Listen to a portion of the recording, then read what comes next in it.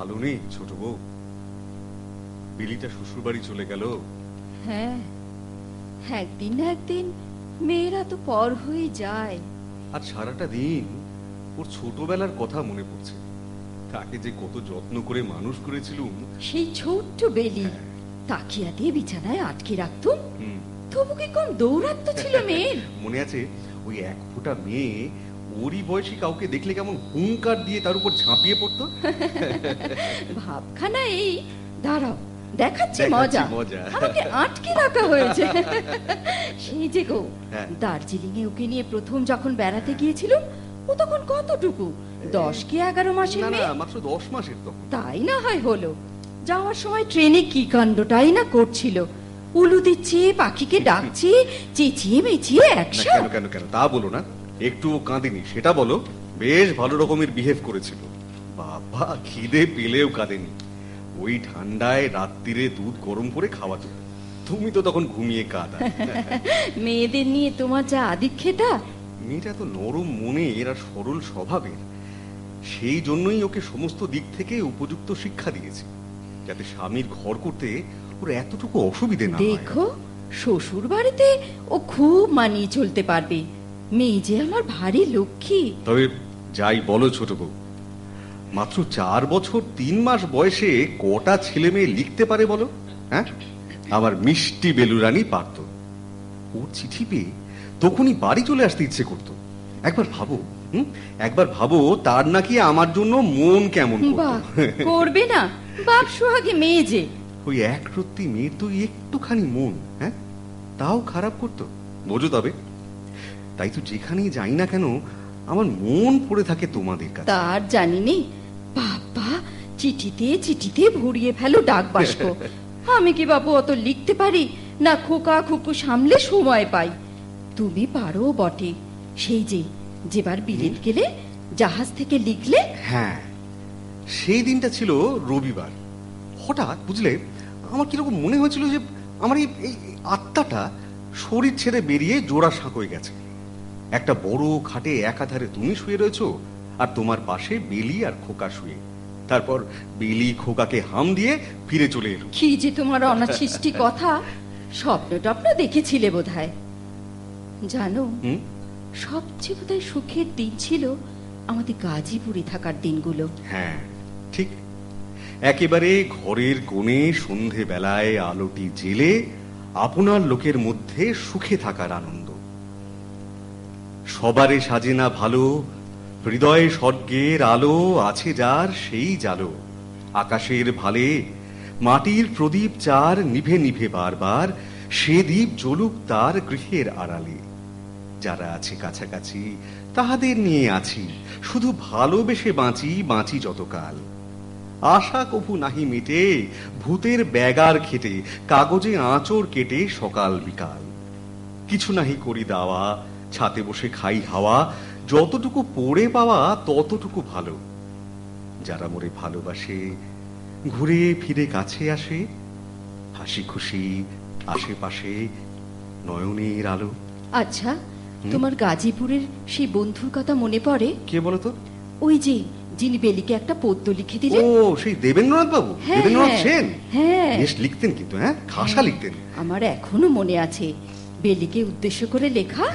সেই যে গো, হাসি ফুলল মৃণালিনী আদুরি বলিয়া, সৌরভে ভরিয়া দিল চুমিয়া চুমিয়া, আনন্দ মদিরা কবি পিয়ে আখি ভরি, দুহি তার নাম মরি রাখিল মাধুরী। গাজীপুরে কি আনন্দটাই না করেছি। কলকাতা থেকে ইন্দিরা সরলাকে নিয়ে এলে সকাল বিকেল গানে গানে ভরে উঠতো বাড়িটা। হ্যাঁ, ভালো কথা। অমলা কোথায়? অমলা, অমলা! কি হলো? শিগগির অমলাকে ডাকো, এক্ষুনি ভুলে যাবো। কি ভুলে যাবে? এই যে অমলা, চটপটে সুরটা তুলে নাও তো, ভুলে যাবো এরপরে। এমন মানুষ আর কখনো দেখেছো অমলা?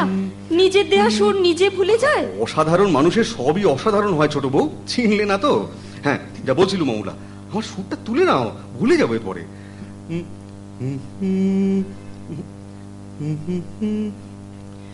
চির সখা হে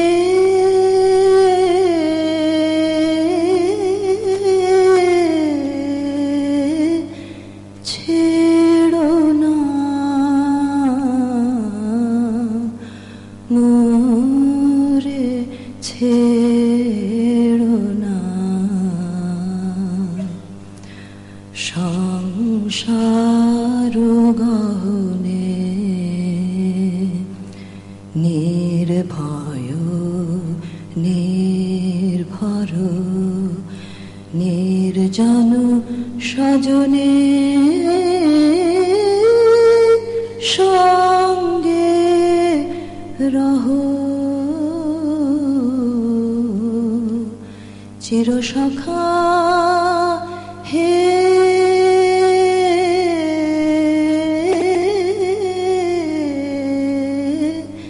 ছেড়ো না মোরে, ছেড়ো না। অধনের হাও ধন, অনাথের নাথ হাও হে, অবলের বল, অধনের হাও ধন হে,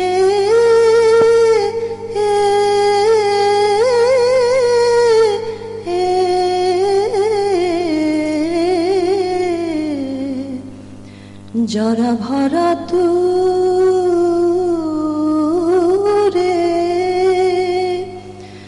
নবীন করো হে, সুধা সাগর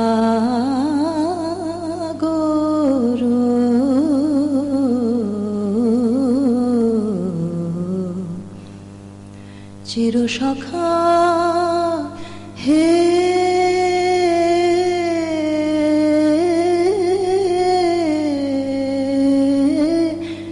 ছেড়ো না মোরে, ছেড়ো না। ছোট বউ, ছোট বউ, এই যে ছোট বউ, রানীর বিয়ে ঠিক করে এলো। মাঝে মাত্র 3টি দিন আছে, তারপর দিনই বিয়ে। সে কি কথা, এর মধ্যে রানীর বিয়ে দেবে? ও ছেলেটিকে আমার ভারী ভালো লেগে গেছে ছোট বউ, যেমন সুকুমার তেমন মিষ্টি স্বভাব, আর নামটিও বেশ, বুঝলে, সত্যেন্দ্রনাথ ভট্টাচার্য। না না, তা বলে এত তাড়াতাড়ি? এই তো সেদিন বেলির বিয়ে দিলে। তুমি যাই বলো ছোট বউ, রানীটা যে জেদি মেয়ে, ওর বর একটু ভালো মানুষ বলছেন, না হলে চলবে কেন? জেদ বলে জেদ? এই তো সেদিন অমলা এসে বললে,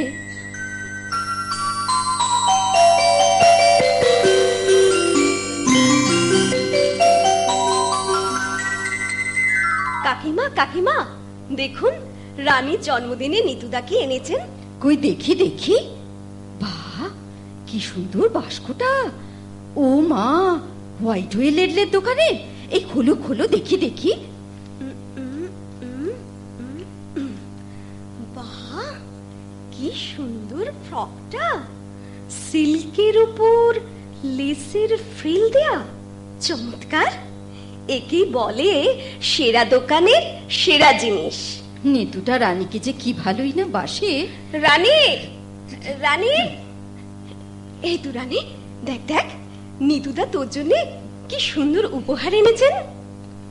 আয় আয় দেখি, তোকে পরিয়ে দি।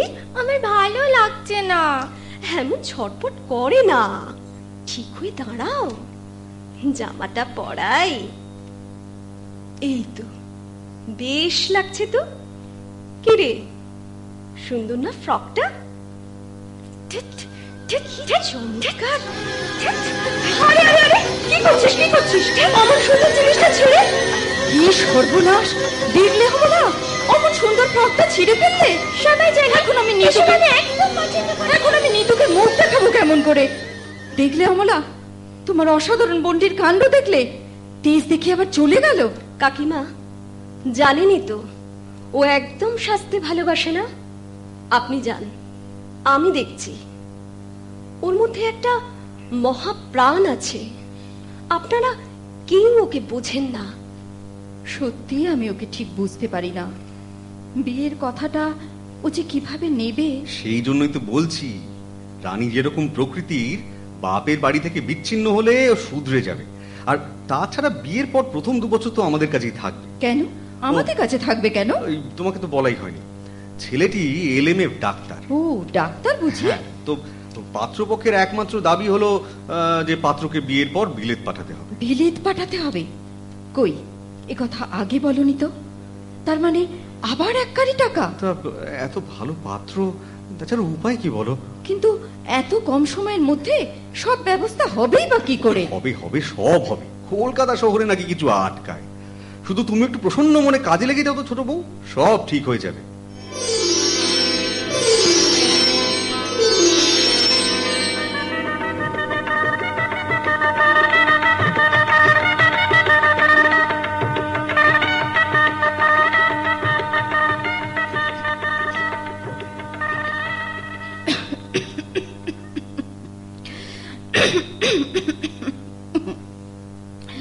শোনো, বলো। তাড়াহুড়ো করে রানীর তখন ফুলসজ্জে হয়নি। আমি আমি বলছিলাম কি, সত্যিন যখন চলে এসেছে, তুমি তুমি ওদের তুমি ওদের ফুলসজ্জের ব্যবস্থা করো। আচ্ছা আচ্ছা আচ্ছা, সে না হয় হবে খুন। তোমার কাশিটা তো দেখছি বেড়েছে গো। এভাবে তো এখানে আর থাকা যায় না। না, কলকাতা নিয়ে গিয়ে বড় ডাক্তার দেখাতে হবে।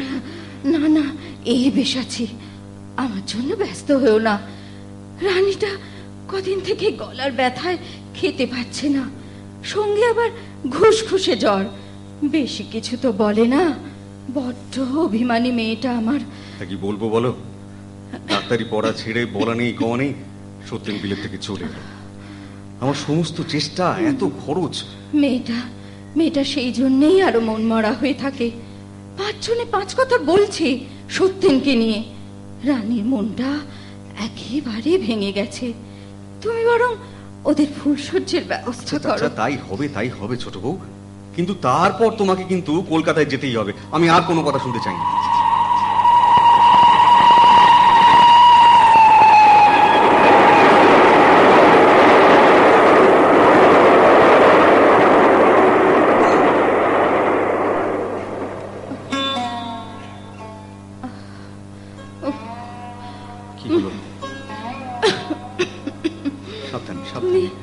তুমি আর কত করবে? রাত দিন কত ডাক্তার দেখালে, কিছুই তো হলো না। এত সেবা যত্ন, তোমার শরীরটাও ভেঙে গেছে। ঠিক আছে এত ধকল সইবে কেন? ওদিকে সব ছোট ছোট ছেলে মেয়ে। শোনো, কথা বলো না।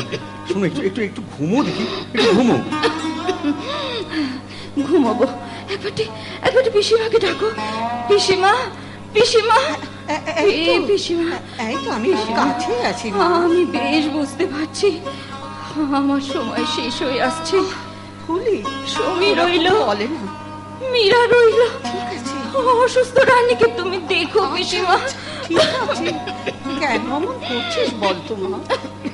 সব ঠিক হয়ে যাবে, তুই কিচ্ছু ভাবিস না ফুলি। লক্ষ্মী মেয়ে, এবার একটু ঘুমো। আমি তোর মাথায় হাত দিই মা। ঘুমো, এবার আমি নিশ্চিন্তে ঘুমোবো পিসিমা। সব যে হয়ে গেল কালো, নিবে গেল দীপের আলো, আকাশ পানে হাত বাড়ালেম কাহারো তরে,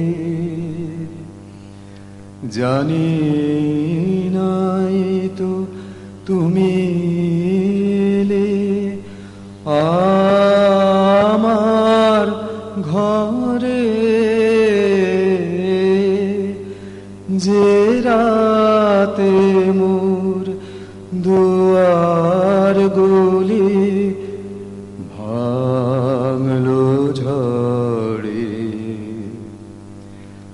অন্ধকারে রইনু পড়ে সকল মানি। ঝড় যে তোমার জয় ধ্বজা তাই কি জানি। সকাল বেলা দেখি দাঁড়িয়ে আছো তুমি একই,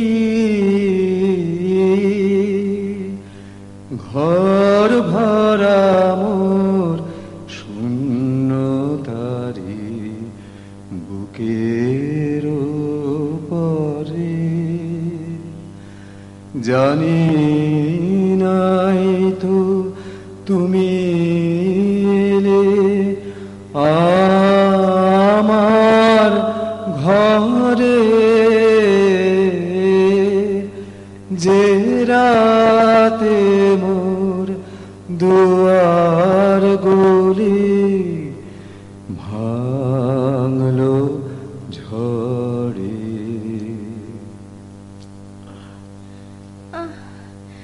মাগো, মা, পিসিমা, রানীর জ্বরটা কি বেড়েছে? বাবা, কি রে? এই তো আমি। আজ সারাদিন কোথায় ছিলে বাবা? শুনলাম তুই ওষুধপত্র কিছুই খাসনি। এই তো খাবো। দেখো দেখি মেয়ের কাণ্ড। আচ্ছা, আমি না থাকলে তুই ঠিক মতো পড়তো করবি নে। ওট ওট ওট, খেয়ে নে। ওট ওট, হাঁকর হাঁকর। পিসিমা, ডাক্তারের সাথে কথা বলে এলো, জল হাওয়া বদলানো দরকার। ভাবছি হাজারিবাগ যাব, সমী মীরাকেও সঙ্গে নেব। আপনি এক কাজ করুন, আপনি সব গুছিয়ে নিন, যান। বাবা, হাজারিবাগ কি অনেক দূর বাবা? অনেক দূর? ওই না তো। নে, এবার একটু ঘুমোতো। আমি তোকে সেই যে উপনিষদের সেই মন্ত্রটা, সেই মন্ত্রটা সেটা বলে শোনাই। ওং পিতানো হুসি পিতানো বোধি নমস্তে হস্তু মামাহিংসি বিশ্বানি দেব সবিতর দুরিতানি পরাসুব यद्भद्रं तन्न आसुव नमः शंभवाय च मायोभवाय च नमः शंकराय च महेस्कराय च नमः शिवाय च शिवतराय च।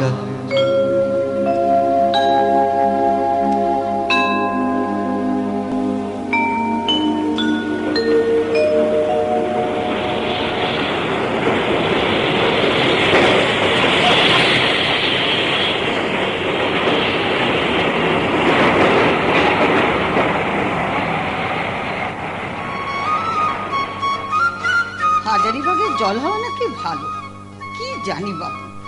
এখানে এসে থেকে রানীর জ্বর তো কমছেই না, সমীমিরাও সর্দি কাশিতে ভুগছে, আবার চাকর বাকর গুলোও জ্বরে পড়েছে। কি যে হবে বাবা। সকালে তো একজন লেডি ডাক্তার রানীকে দেখে গেলেন, ওষুধপত্র পড়েছে, দেখি কি হয়। বড় ডাক্তার, এমডি বলছেন তো। আমি বলি কি বাবা, কি আমরা কলকাতাতেই ফিরে যাই? না পিসিমা, কলকাতায় গেলে রানী ভালো হবে না। রোগটা যে ক্ষয় রোগ। ডাক্তার তো বলে গেলেন যে আলমোড়া নিয়ে গেলে নাকি ওর রোগের উপশম হবে। তো ভাবছি সেখানেই ওকে নিয়ে যাব। তাহলে আমি বরং ওদিকের ব্যবস্থা দেখি।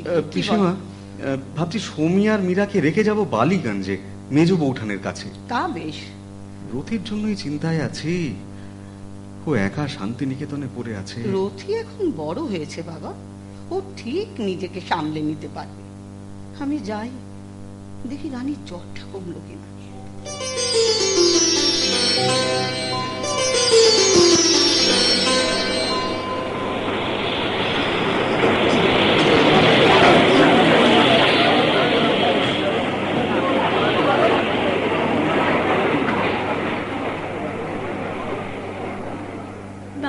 হুম? তোমার খুব কষ্ট হয়েছে না বাবা? অতটা পথ পায়ে হেঁটে এসেছো। হ্যাঁ, তা প্রায় 70-80 মাইল পাহাড়ি রাস্তা। কষ্ট অতটা হতো না, বুঝলি। 12 ঘন্টা ট্রেন লেট, ভাবা যায়? 12 ঘন্টা? হ্যাঁ, তার উপর আবার রানীবাগ থেকে কোনো গাড়ি ঘোড়া নেই। ভাগ্যিস স্কুলটা রাজি হয়েছিল, কোন রকমে একটা স্ট্রেচার মতো বানিয়ে তোকে নিয়ে আসতে পারলো। পথে এত বিভ্রাট জানলে যাত্রা করতে সাহসই করতুম না। আমার জন্য তোমার কত কষ্ট বাবা। আরে না, এই আলমোড়ায় পৌঁছে আমার সব কষ্ট দূর হয়ে গেছে। কি চমৎকার জায়গা বল। প্রাণ জুড়িয়ে যায়। দেখবি তোর সব অসুখ এখানে সেরে যাবে।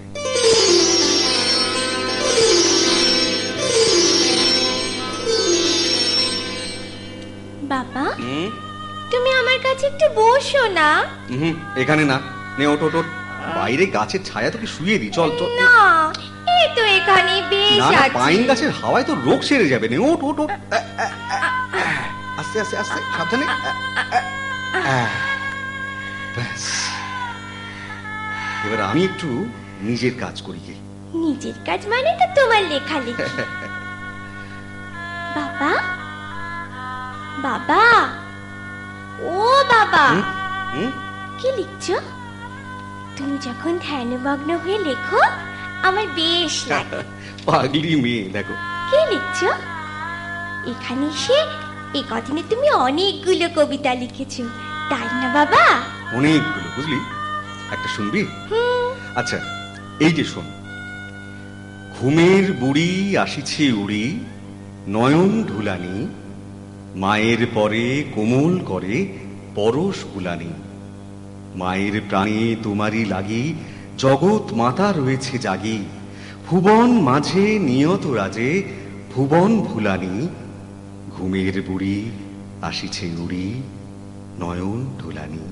ঘুমের বুড়ি আসিছে উড়ি, নয়নে ঠুলানি। ঘুমের বুড়ি বাড়ি বাড়ি যাব। বাবা, বাবা, বাবা, আমি বাড়ি যাব। বাড়ির জন্য আমার কত কি হলো? শোন শোন শোন মা, শোন আমার কথা শোন। বাবা, ঠিক আছে, শোন শোন বাড়ি নিয়ে চলো। আমার কথা শোন মা। শোন শোন শোন শোন। আচ্ছা আচ্ছা আচ্ছা আচ্ছা শোন। আচ্ছা, এত উতলা হোস না, এত উতলা হোস না মা। তোকে বাড়ি নিয়ে যাবো তোকে। একটু শান্ত হ দেখি, একটু শান্ত হ। হ্যাঁ, আমি দেখছি কলকাতায় যাবার কি ব্যবস্থা করা যায়, দেখছি আমি।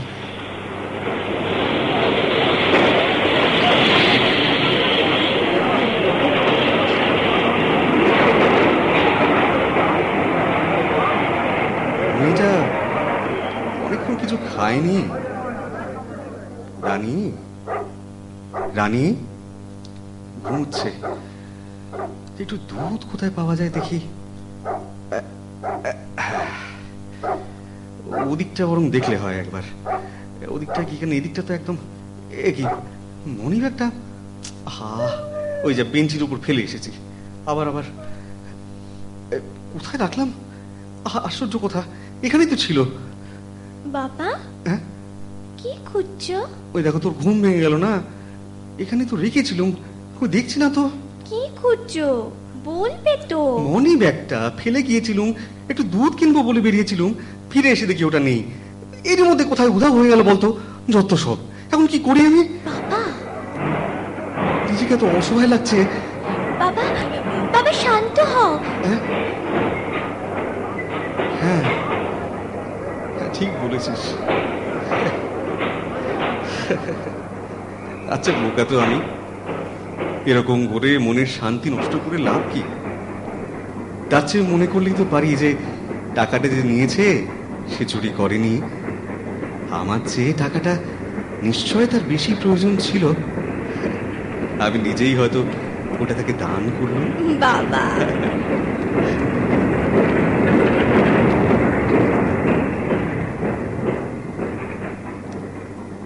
বেচারা বাবা, আমি গেলে তার বড্ড কষ্ট হবে। ছি রানী, এসব কথা বলতে আছে? শুনলে আমাদের কষ্ট হয় না? অমলাদি, তুমি ছোটবেলা থেকে আমাকে খুব ভালোবাসে না? ভালোবাসবো রানী? তুমি তুমি কখনো দুষ্টু মেয়ে ছিলে না রানী। বাবার এত সেবা যত্ন, ডাক্তার যা যা করতে বলে এই দেখো না রানী, রোদের তাপে আমার রোগ সেরে যাবে বলে। ঠিক আছে ঠিক আছে, কথা বলে না তুমি। এই কাচের ঘর বানিয়ে আমাকে রেখে কথা বলে না রানী, কাশিটা বেড়ে যাচ্ছে। আর কতদিন কথা বলবো আমরা দিয়ে? যা বলার এবারে শেষ করে নিয়ে সব সব অন্ধকার হয়ে আসছে, কিছু কিছু দেখতে পাচ্ছি না। বাবা তুমি কোথায়? এই তো মা, এই তো মা, এই যে আমি এখানে কোথাও যাইনি মা। ও পিতানোস বলো বাবা। ও পিতা লোচি, পিতা লোপথি, তুমি আমাদের নমস্তে অস্তু পিতার ন্যায় আমাদের পুষ্পাণি দেবা, জ্ঞান শিক্ষা দাও। সবিতার দুরিতা তোমাকে নমস্কার। আমাকে মোহজাল থেকে রক্ষা করো, আমাকে পরিত্যাগ করো না, আমাকে বিনাশ করো না। হে দেব, হে পিতা, পাপ সকল মার্জনা করো। তুমি যে সুখকর, কল্যাণকর, সুখ কল্যাণের আকর, কল্যাণ ও কল্যাণতর, তোমাকে নমস্কার।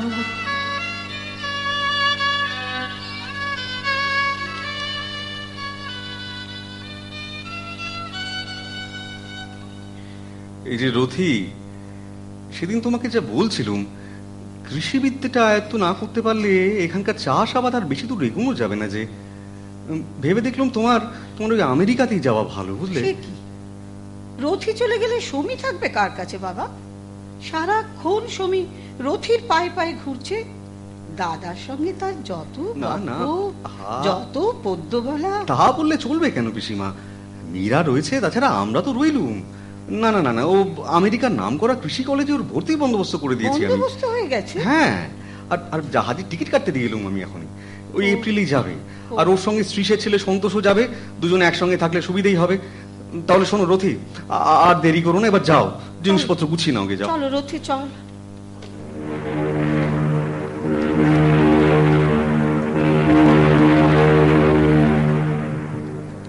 ওটা কি পড়ছিস রে সমী? রামায়ণ। ও, সুরেন দাদার মহাভারত খানা শেষ করে ফেলেছো? সে তো কবে, তোমাকে তো পড়ে শোনালুম। তা এখন একটু রামায়ণটা পড়ে শোনা না। শুনবে? হ্যাঁ।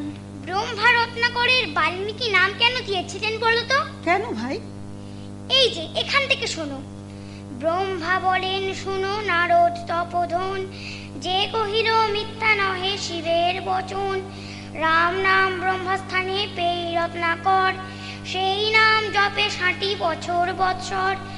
এক নাম জপে এক স্থানে এক আসনে, সর্বাঙ্গ খাইল বল্মীকের কীটকণে। মাংস খেয়ে পিণ্ড তার করিল শোষর, হইল কণ্টক কুশ তাহার উপর।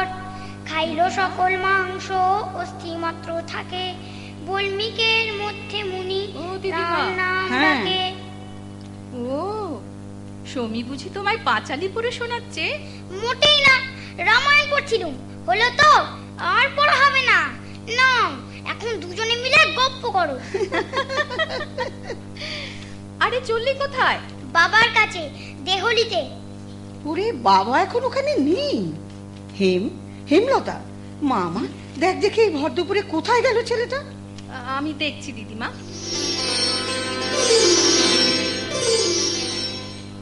ও বাবা, একে বাবার ডেস্কের সামনে কে বসে আছে? দেখো তো বড় বউঠান, আমাকে ঠিক বাবার মতো দেখাচ্ছে কিনা বলো না। অনেকটা সেই রকম না? আহা, সিংহের আসনে শেয়াল বসেছে, আবার বলছে কেমন দেখাচ্ছে। কি লেখায় লিখছে? যাও বড় বউঠান, তুমি একবার বলো না ঠিক বাবার মতো দেখাচ্ছে। আচ্ছা আচ্ছা, তাই না হয় হলো। সত্যি করে বলতো সমী, তুই কাকে সবচেয়ে বেশি ভালোবাসিস? বলবো না, বলবো না। আহা, এত রেগে যাচ্ছিস কেন? এতে রাগবার কি আছে? সত্যি বলবো? বল না। আচ্ছা, তোমার কানে কানে বলি। তুই বাবাকে এত ভালোবাসিস, তাহলে তুই বাবার কাছে শুসনে কেন? বাবা বুঝি কাউকে নিয়ে শুতে পারেন? আচ্ছা, আমি এবার বাবাকে বলবো সমীকে নিয়ে আপনি একদিন শোবেন। সে আপনার কাছে বড্ড শুতে চায়। ভালো হবে না বড় বউঠান, বাবাকে এসব বললে ভালো হবে না বলছি। তোমার সঙ্গে আমি তাহলে কখনো কথা বলবো না, দেখো, কখনো না, কখনো না। এই দেখো, আবার রাগ করে। শোন, যাস রে। রথির একটা চিঠি এসেছে বাবা। কি লিখেছে সে? আমি রথিকে মীরার বিয়ের কথাবার্তা চলছে বলে জানিয়েছিলাম। মতামত জানতে চেয়েছিলেন পিসিমা? হ্যাঁ, তা সে বড় ভাই, তার তো একটা মতামত। সেটা ঠিক, তবে যেসব প্রস্তাব এসেছে তারা এখনো ছাত্র।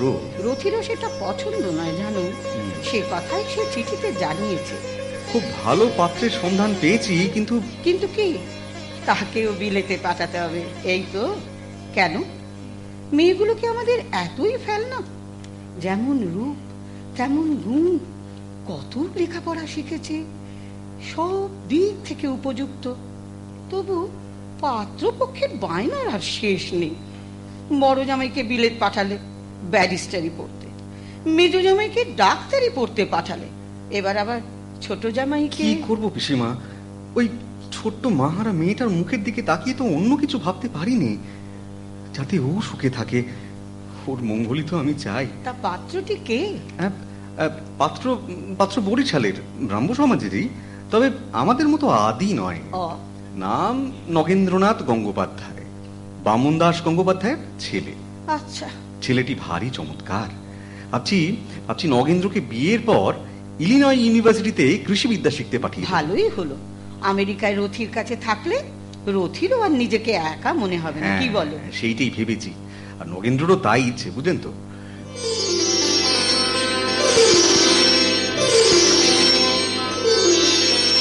এই যা, চন্দনটা শেষ হয়ে গেল। এই কে আছিস? আর একটু চন্দন ঘষে দে না। সিঁদুর কৌটোটা, তোয়ালেটা আবার কোথায় রাখলি? বেলা, বেলা, আসছি, দাঁড়াও। শাড়ির ভাঁজটা খোল না, গয়নার বাস্কগুলো দে। এই তো, এই নাও, তোমার চন্দন পরানো হয়ে গেছে অমলাদি? এই তো হলো বলি। কই দেখি দেখি। বাহ, মিনুকে কি সুন্দর দেখাচ্ছে অমলাদি। দাঁড়া, গয়নাগুলো পরিয়ে নি।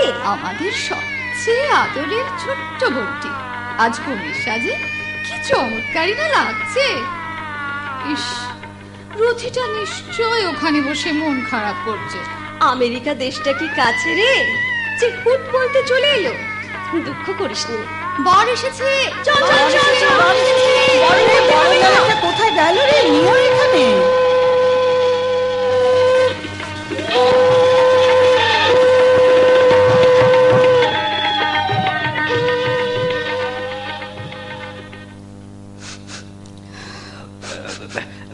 নিজেকে নিজেকে শক্ত করো বেলা। আচ্ছা, বাবা মশাই দিকে তাকিয়ে দেখো তো, ভেতরে ভেতরে ভেঙে টুকরো টুকরো হয়ে গেছেন, অথচ বাইরে শান্ত সমাহিত। তার লেখালেখি, আশ্রমের কাজ কোথাও থেমে থাকেনি, কর্তব্যে কোথাও এতটুকু টান পড়েনি। জানি বাবা শিখিয়েছেন ভগবান আনন্দময়, মঙ্গলময়। তিনি কেমন মঙ্গলময়, আমাদের সবার আদরের ছোট ভাই তাকেও কেড়ে নিলেন। একটু একটু একটু একটু শান্ত হও বেলা, একটু শান্ত হও। খুব দুর্বল হয়ে পড়েছো, কদিন থেকে একদম শয্যাশায়ী। আচ্ছা আচ্ছা, একবার আমার কথা ভাবো তো। এ জীবনের মতো আমার সব ঘুচে গেছে, হাসি আনন্দ। বাকি জীবনে আমাকে মৃতবৎ হয়ে থাকতে হবে। ছি বেলা, আমি কেমন করে ভুলবো বলো? আমার ছোট্ট ভাইটাকে। আচ্ছা, ও যদি ভোলার সাথে মুঙ্গেরে না যেত তাহলে তো অমনটি হতো না। হ্যাঁ, কলেরা হলে আর কি করা যাবে? এর ওষুধ তো এখান থেকে আমরা কি বার করতে পারতুম বলো? কি সুন্দর ছিল দেখতে। বাবা আদর করে বলতেন সমী ঠাকুর। ঠিক বাবার মতো, বাবার মতোই হাব ভাব। হ্যাঁ, বেঁচে থাকলে সমী ঠিক বাবা মশাইয়ের মতো হতো। ওর সব গুণই ওর মধ্যে ছিল। ছোট্ট সমী। সবাই যখন খেলার মাঠে, ও তখন হোমিওপ্যাথিক ওষুধের বাক্স ঝুলিয়ে চলে যেত ভুবন ডাঙার মাঠে। বাবার নির্দেশ মতো ওষুধ দিত সবাইকে। ওই এক ফোঁটা ছেলে। মা মারা যাবার পরে বাবা ওকে নিয়ে পাশাপাশি খাটে শুতেন। এক একদিন ঘুম ভেঙে সমী মাকে খুঁজেছে। বাবা সঙ্গে সঙ্গে সমীর ছোট্ট হাতটা নিজের মুঠোয় ধরেছেন। সমী মার হাত মনে করে বাবার হাত মুঠোয় নিয়ে আবার ঘুমিয়ে পড়েছে। আর সমী মাঝরাত্রে জেগে উঠবে না। কেঁদো না, কেঁদো না বেলা, প্লিজ কেঁদো না। যে গেছে সে তো আর ফিরে আসবে না। আমার সব সময় মনে হয় সমী আমার সঙ্গেই রয়েছে, আমার পায়ে পায়ে ঘুরছে আর গুনগুন করে গান গাইছে। ওই গানটা খুব গাইতো না, একই লাবণ্যে পূর্ণ প্রাণ। ভারী চমৎকার গাইতো। ঠিক বাবার মতো শান্তিনিকেতনের আকাশে বাতাসে গান বাজলে চিরদিন সেই গান শোনা যাবে। আমার ছোট্ট ভাই সমী গাইছে।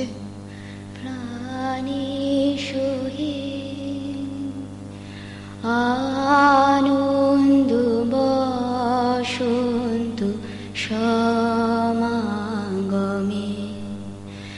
একিলা মনে পূর্ণ প্রাণ প্রাণে সোহে বিকশিত প্রীতি কুসুমহে এ আনন্দ বসন্ত সমাগমে বিকশিত প্রীতি কুসুমহে এ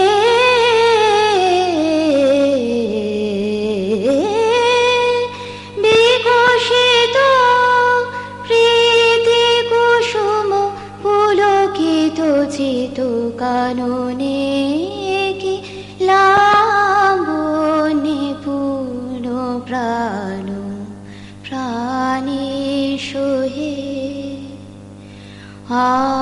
আনন্দ বসন্ত সমাগমে একই লাবণ্যে পূর্ণ প্রাণ প্রাণে সোহে। বাবাজি কেন এত তাড়াতাড়ি উইল করতে গেলেন? নগেন্দ্র আমেরিকা থেকে ফেরার পরে কি বাবা এই ডিসিশন নিয়েছেন? বাবা মশাই যা ভালো বুঝেছেন করেছেন। তিনি বিলেত যাবার আগে কন্যাদের ভবিষ্যৎ সুনিশ্চিত করে গেলেন। আচ্ছা, তাতে কি লাভ হলো বলো তো? কন্যারা কি পরম নিশ্চিন্তে একসাথে থাকতে পারলো? হ্যাঁ, ভালো কথা, তোমার একটা চিঠি এসেছে বাবার। আমাকেও লিখেছেন। কি লিখেছেন? তোমাকে লিখেছেন, তুমি পড়ো। দেখি দেখি দেখি দেখি। উনি লিখেছেন, জোড়াসাঁকোর বাড়ি ছেড়ে চলে এসেছি জেনে উনি খুব কষ্ট পেয়েছেন। বাবা কি করে জানলেন বলো তো? আমরা ভাড়া বাড়িতে উঠেছি। সুরেন দাদা তো এখন বিলেতে, বোধহয় ওর কাছেই শুনে থাকবেন। তাই হবে। তারপর তারপর লিখেছেন, তোমরা আমাকে ভুল বুঝেছ। আমার মধ্যে সেরকম ত্রুটি থাকলে তোমরা কি কোনো মতেই তা ক্ষমা করতে পারবে না? আমার দেশে ফেরবার সময় আসন্ন, কিন্তু তোমাদের মন আমার প্রতি বিমুখ রয়েছে একথা মনে পড়লে দেশে ফেরবার সুখ আমার নষ্ট হয়ে যায়। ভুল বোঝার তো কোনো কারণ নেই।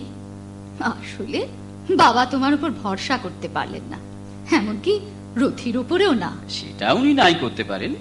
নগেন্দ্রকে যোগ্য মনে করেছেন, তাই জমিদারির সমস্ত দায়িত্ব তাকেই দিয়েছেন। আর তাছাড়া নগেন্দ্র আমেরিকা থেকে এগ্রিকালচারের উপর ডিগ্রি নিয়ে এসেছে, তা আশ্রমেরই কাজে লাগবে। ভালোই তো। তাই বলে তত্ত্ববোধিনী পত্রিকার দায়িত্ব? ঠিক আছে, এতেও আমি কিছু মনে করছি না। খরচের অজুহাতে দ্য স্টেটসম্যান পত্রিকাটা বন্ধ করে দিলে?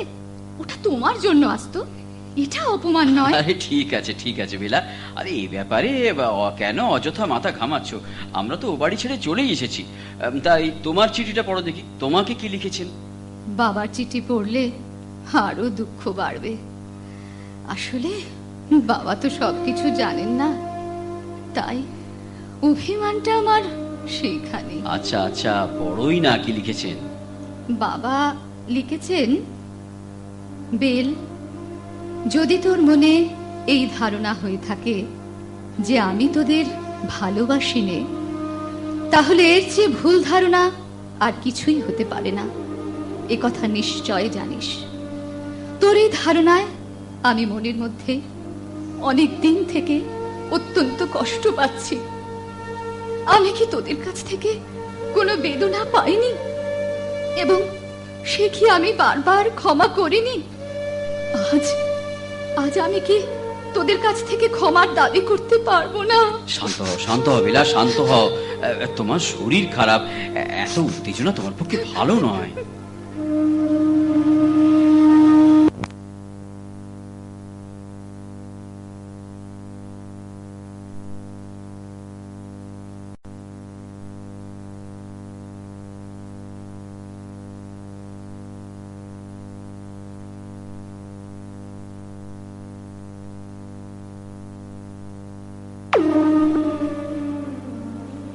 আমাকে আমাকে একবারও জানাওনি শরৎ, বেলা যে এতদিন ধরে অসুখে ভুগছে? প্রথমে ভেবেছিলাম সেরে যাবে, অনেকদিন ধরেই ঘুষঘুষে জ্বর। আর আপনি তো জানেনই আপনার মেয়ে কেমন অভিমানিনী। ডাক্তার কি বলছে? যক্ষা। যক্ষা?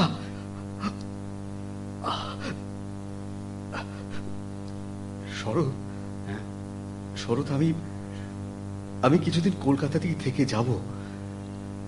ভাবছি অ্যালোপ্যাথি যেমন চলছে চলুক, সঙ্গে হোমিওপ্যাথি ওষুধ দেব। চলো চলো চলো, বেলাকে দেখে আসি। চলো। বেলা, বেলা, দেখো কে এসেছেন। কে? বেল, এইভাবে আমাকে শাস্তি দিলি? বাবা, তোর তোর অসুখের খবর না জানিয়ে? বাবা, কাঁদিস নে, কাঁদিস নে, তুই কিচ্ছু ভাবিস নে বেল। না বাবা, তুমি এসেছো, এবার আমি ভালো হয়ে যাব বাবা। শুয়ে শুয়ে রোজ ভাবতাম ছেলেবেলায় তুমি আমাকে কত গল্প বলতে। আজ একটা গল্প বলো না বাবা। গল্প? সেই রকম গল্প বলো গল্প বাবা। শুনবি? কাবুলিওয়ালা গল্পটা শুনবি? আমি কি তোমার সেই ছোট্ট মিনি আর আছে নাকি? বটেই তো, বটেই তো।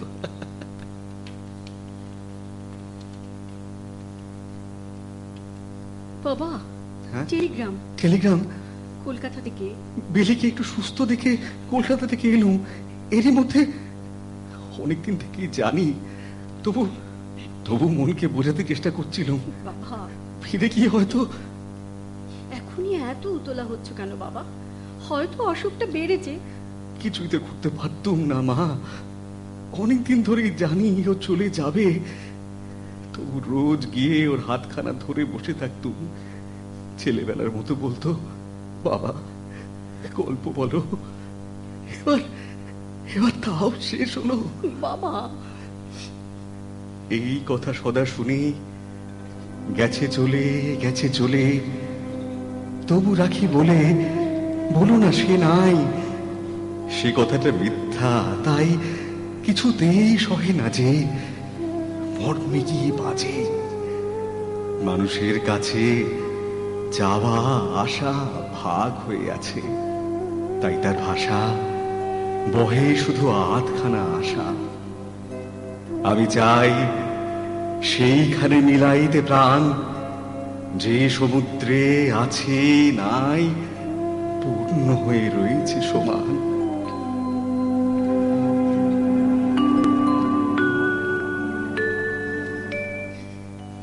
ডাক্তারে যা বলে বলুক নাকো, রাখো রাখো খুলে রাখো, শিয়রের ওই জানলা দুটো গায়ে লাগুক হাওয়া।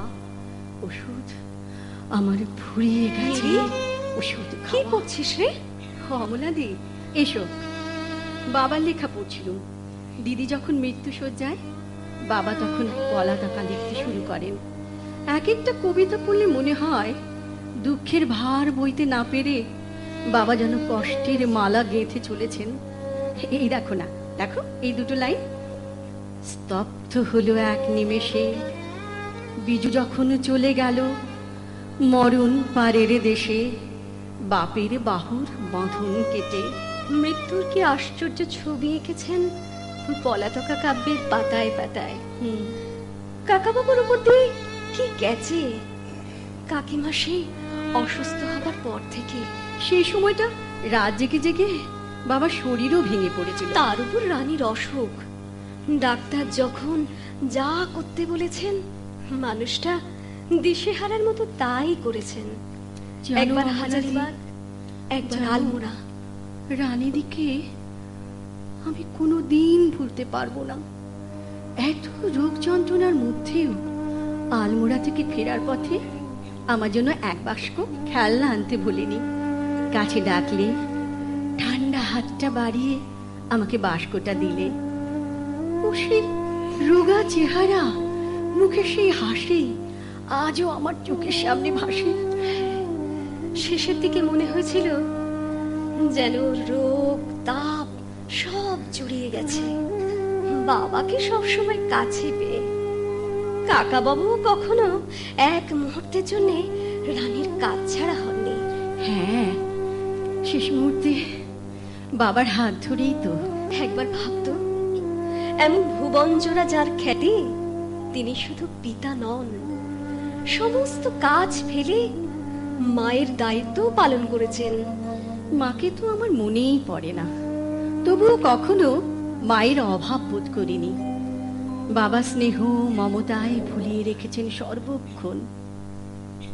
আচ্ছা অমলাদি, তুমি কি খেয়াল করেছো কি রে, আজকাল বাবা যেন কি হয়েছে?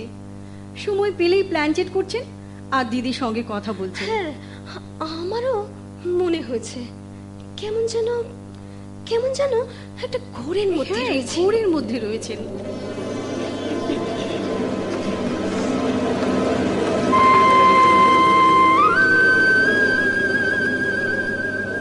কি তুমি? বেলা। বেলা, বেলা ভালো আছিস? হ্যাঁ, বেশ আছি। এই এই পৃথিবীর সব কথা মনে আছে? এখানে সঙ্গে তোর যোগ আছে? আছে বই কি। সমীর সঙ্গে দেখা হয়? তাকে পাস কাছে? হ্যাঁ, এই তো কাছে ছিল।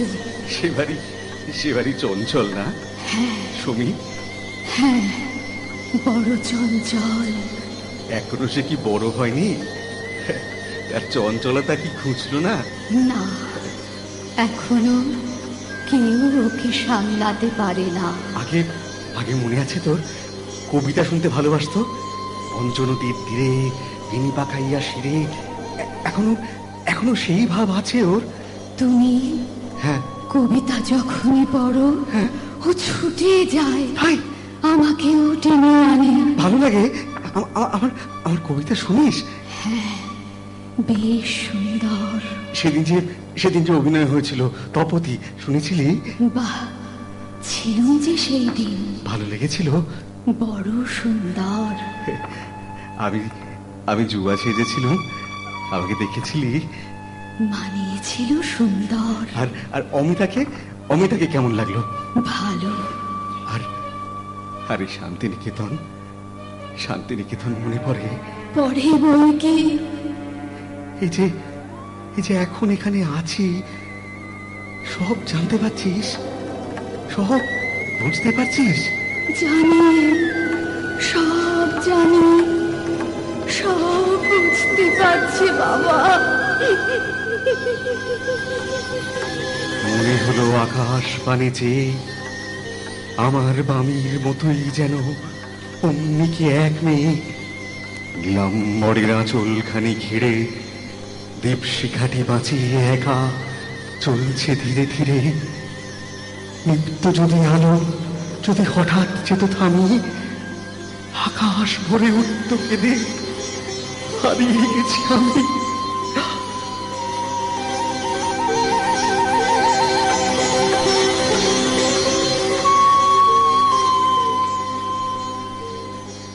শোনো, তোমাকে নিয়ে সমাজে নানা রকম কথা হচ্ছে, আমার ঠিক ভালো লাগছে না। আমাকে নিয়ে কথা হচ্ছে? হ্যাঁ। কি কথা হচ্ছে মীরা? ও সবাই শুনে তুমি কি করবে? তোমার ভালো লাগবে? বলতে না চাও বলো না, আমি কি কারো পরোয়া করি নাকি? হ্যাঁ তা জানি, কিন্তু তুমিই তো বলেছিলে তুমি আমেরিকা থেকে ফিরে আসার পর আমরা দুজনে একসঙ্গে কাজ করব, শান্তিনিকেতনের পুরো ছবিটাই পাল্টে দেব, বোলপুরের লাল মাটিতে সোনা ফলবে।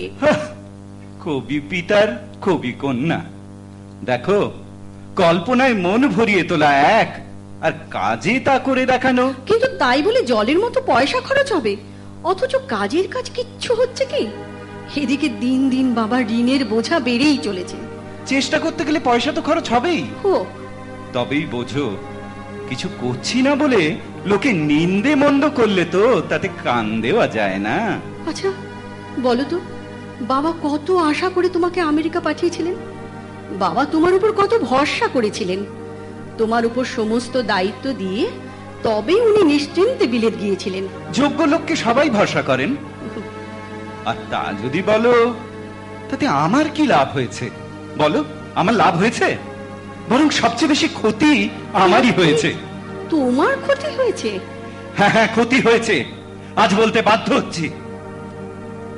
আমার বাড়ির অবস্থা তেমন ছিল না যে আমাকে উচ্চশিক্ষার জন্য বিদেশে পাঠাতে পারে। 17 বছরের মেধাবী ছেলের বিদেশে পড়াশোনা করার ইচ্ছে থাকতেই পারে, কতজনের কাছেই না অর্থ সাহায্য চেয়েছি, সবাই ফিরিয়ে দিয়েছে। একদিন তোমার বাবার সঙ্গে দেখা করলাম, আমেরিকা যাওয়ার শর্তে তোমাকে বিয়ের জন্য রাজিও হয়ে গেলাম। আচ্ছা ঠিক আছে, শর্ত মেনেই আমাকে না হয় বিয়ে করেছিলে, কিন্তু আমি কি কোনোভাবেই তোমার উপযুক্ত নই? এই কথাটাও কি মানবে না?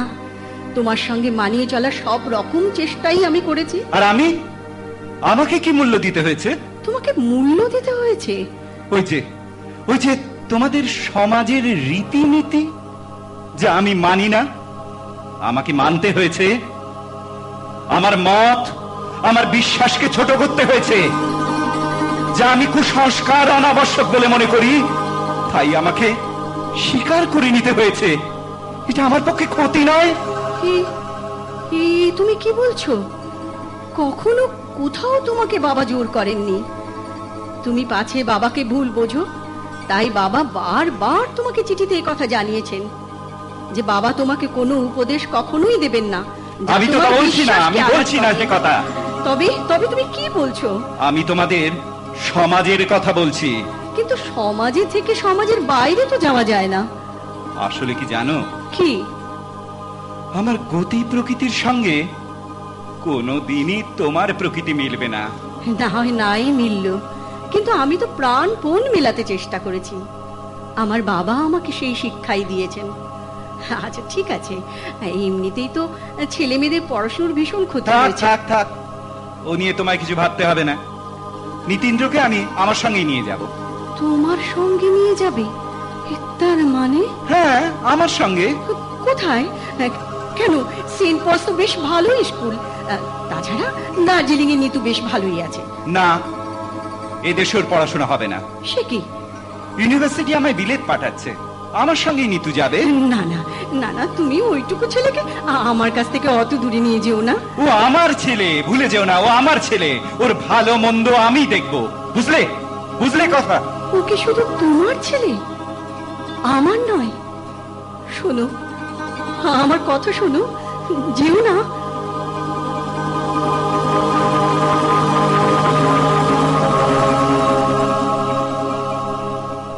নগেন্দ্র এতটাই অহংকারী, উদ্ধত, শেষ পর্যন্ত সে আদালতে নালিশ করেছে।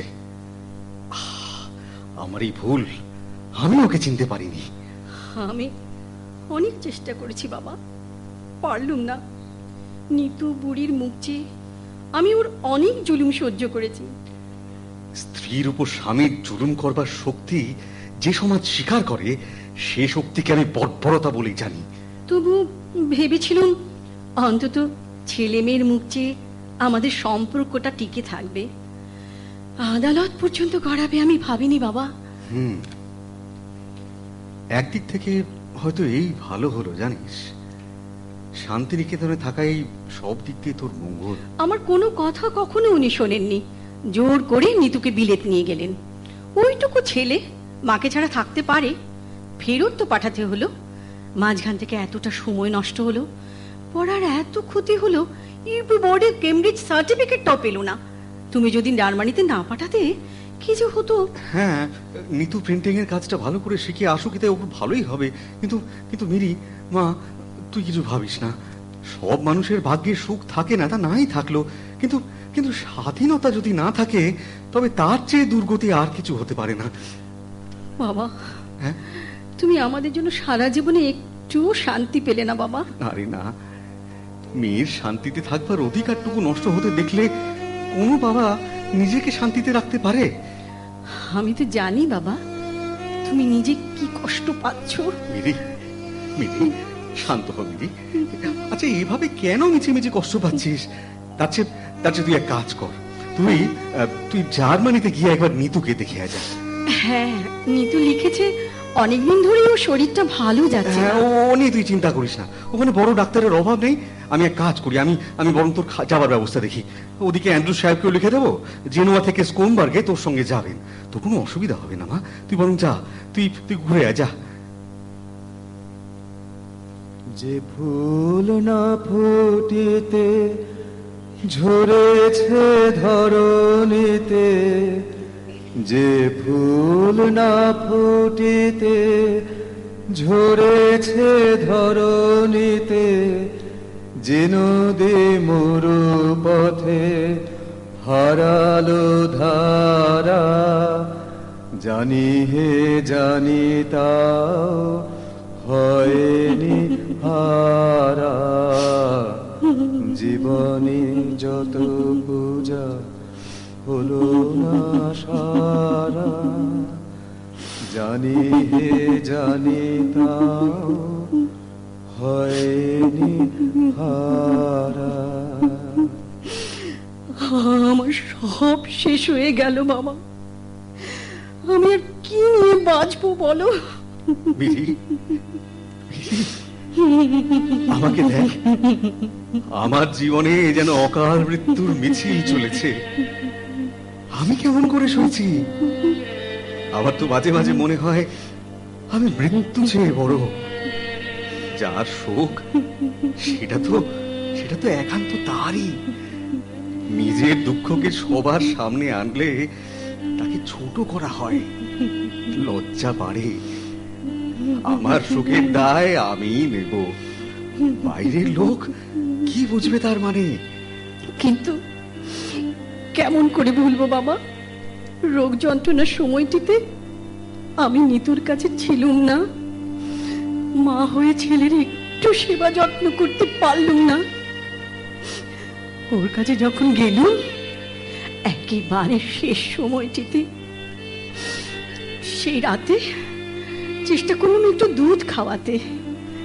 বলল, মা কাল সকালে খাবো। কই, সে সকাল তো আর এলো না বাবা। তুই আর কি করতে পারতি? ডাক্তারেরই কিছু করার ছিল না, ওখানে কত বড় বড় ডাক্তার সব। রক্ত যখন ধরা পড়ে তখন ওর শরীর ঝাঁঝরা করে দিয়েছে। গ্যালোপিং টিভি, কিচ্ছু করা গেল না মামা, কিচ্ছু করা গেল না। এমনি হয় বোধ হয়, একটা সময় আমাদের আর কিচ্ছু করার থাকে না। মৃত্যু অমোঘ, পৃথিবী তার নিয়মেই চলতে থাকে। সমী যে রাত্রে চলে গেল, তার পরের রাত্রে রেলে আসতে আসতে দেখলুম জ্যোৎস্নায় আকাশ ভেসে যাচ্ছে। কোথাও কিচ্ছু কম পড়েছে তার লক্ষণ নেই। মন বললে কম পড়েনি, সমস্তর মধ্যে সবই রয়ে গেছে, আমিও তার মধ্যে। সমস্তর জন্যে আমার কাজও বাকি রইল। যতদিন আছি সেই কাজের ধারা চলতে থাকবে। সাহস যেন থাকে, অবসাদ যেন না আসে, কোনখানে কোনো সূত্র যেন ছিন্ন হয়ে না যায়। যা ঘটেছে যেন তাকে সহজে স্বীকার করি। তবু প্রাণ নিত্য ধারা হাসে সূর্য চন্দ্র তারা, বসন্ত নিকুঞ্জে আসে বিচিত্র রাগে। আছে দুঃখ, আছে মৃত্যু, তরঙ্গ মিলায় যায়, তরঙ্গ উঠে কুসুম ঝরিয়া পড়ে, কুসুম ফুটে।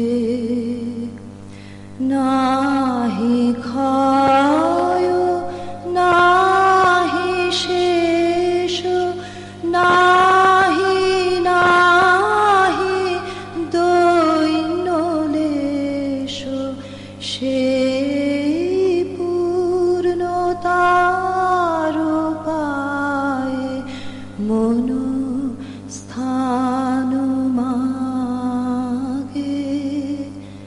আছে দুঃখ, আছে মৃত্যু, বিরহ দহন লাগে। তবু শান্তি, তবু আনন্দ, তবু অনন্ত জাগে। আছে দুঃখ, আছে মৃত্যু।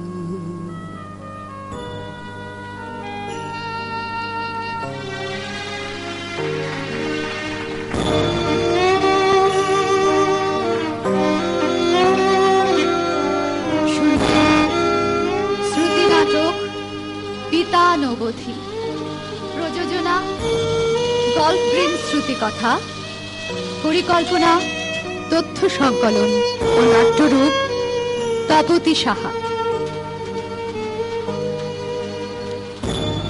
পরিকল্পনা তথ্য সংকলন ও নাট্যরূপ তপতী সাহা। চরিত্রাভিনয়ে রবীন্দ্রনাথ, দীপঙ্কর দেব, কবি পত্নী মৃণালিনী রীতা মণ্ডল, বড় মেয়ে বেলা নবনীতা সোম, জামাতা শরৎ প্রবীর খান, অমলা উমা ঘোষ মোদক, পিসিমা রাজলক্ষ্মী দেবী শ্রীপর্ণা ঘোষ দস্তিদার, মেজ মেয়ে রানী শম্পা দাস রাহা, হেমলতা বিশাখা দাশগুপ্ত, ছোট ছেলে সমী সমৃদ্ধ ভট্টাচার্য, ছোট মেয়ে মীরা তপতী সাহা, জামাতা আশিস ঘোষ, কণ্ঠসঙ্গীতে রীতা রায়, দেবারতী দেব ও শিব শঙ্কর গুপ্ত। আবহ শান্তনু বন্দ্যোপাধ্যায় এবং বেহালা বাজিয়েছেন অধ্যাপক শ্রী সুজিত দত্ত। শেষ হল শ্রুতি নাটক পিতা নবধি, ধ্বনি হাসি পাঞ্চাল।